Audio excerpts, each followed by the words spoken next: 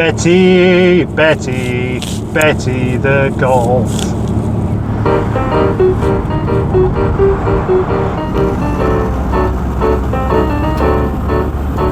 A few weeks back, I bought a rather scruffy looking Volkswagen Golf, which I called Betty, and I did a review on it and I slated it.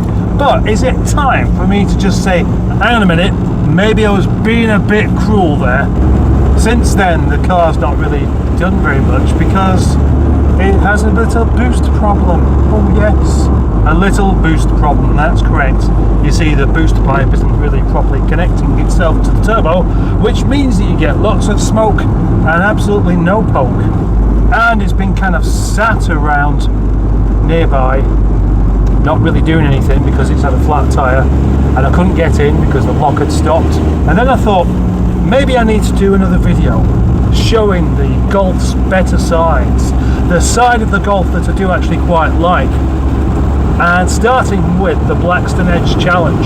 Surely this can ram me up Blackstone Edge in 5th gear without any trouble at all.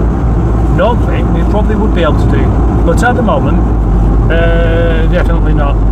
Now it's slowing down quite significantly. Go back into 4th gear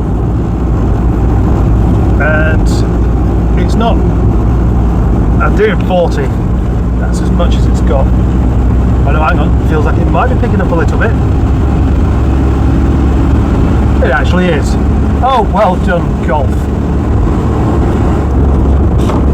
So there we go. Some cars won't get up Blackstone Edge in 5th gear. Some will have to go into 3rd gear. The Golf manages it in 4th, even when the boost pipe's not on. So that is actually quite impressive, because if that boost pipe was on, it really would be flinging me up here. After all, I'm doing nearly 60 now. That's actually quite good. Now, well done, Betty. It's got the noise. Yes. Now, hopefully, my friend Carl will be doing a job on this to make it run properly. Well, it does run properly, but it's just not getting the air, is it? To mix with the fuel to make it quick. And with the mods that this car's got, it should be quick indeed.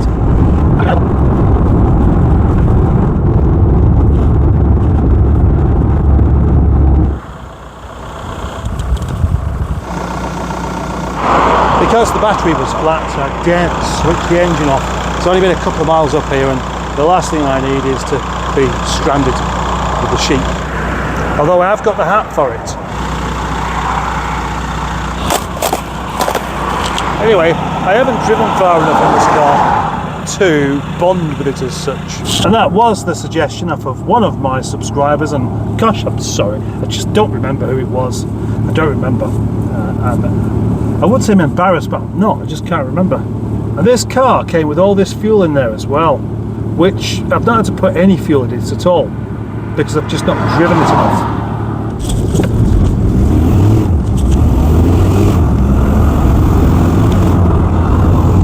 What we have here at the moment is basically a normally aspirated Volkswagen Golf, but it still picks up okay. Quite impressed by that. I've got to say, being as that boost pipe isn't on there at all, it's doing very well. So that makes me like the Golf a little bit, but it shouldn't do, because it's not really about that. The one thing I really did quite like about this car to start with was its poke, but what I'm hoping to find here is something else, something that I've missed, something about its generic feel, something about its build quality, looking for some character that just didn't really appear to be there before, and I still can't really find any. But I've got to say, it's quite an inoffensive car. Inoffensive unless you happen to be driving behind it. Then the smoke is probably quite offensive. Getting back to how this car drives, somebody else suggested to me that perhaps I'd like one more that wasn't worn out. You know, a newer one. Not a newer car, but one that didn't have nearly 200,000 miles on the clock. But that's not really the problem with it. It all still feels quite tight. There's a bit of a clonk somewhere on the suspension, but that's not actually affecting its steering. The steering is good. The gear change is good. They're just not exciting. Just the brakes are pretty good. The headlight is good. It has electric windows. It has interior lights. We know the engines are good. It's good. You know, it's good all over. It's a good car. Let's say the Volkswagen Golf Mark 4 is a really good car. Okay, that finishes it. But bringing it back to the question of the video, which was I wrong about the Mark 4 Golf? The answer is no. No, it's still boring. It still does nothing for me. Anyone want to buy it? Branching out into cars that are Rover or MG or at least British seemed like quite a good idea. A bit more diversity, a bit more variation. But I'm beginning to regret that because it just doesn't make me want. It just doesn't motivate me at all. I don't feel motivated by this car. So there we go. There's the conclusion. I hope you don't find the video offensive. I hope you think my hat suits me. I'm sure some of you enjoyed the sheep. Thank you very much. Thank you for subscribing. Thank you to all of my channel members for sticking with me, even with videos like this. And if you haven't subscribed, please do so and like the video. All of those kind of things. You know, it all makes sense. Just do it. Just do it. Thanks very much. Back to the Rovers. All we have here is just basic function.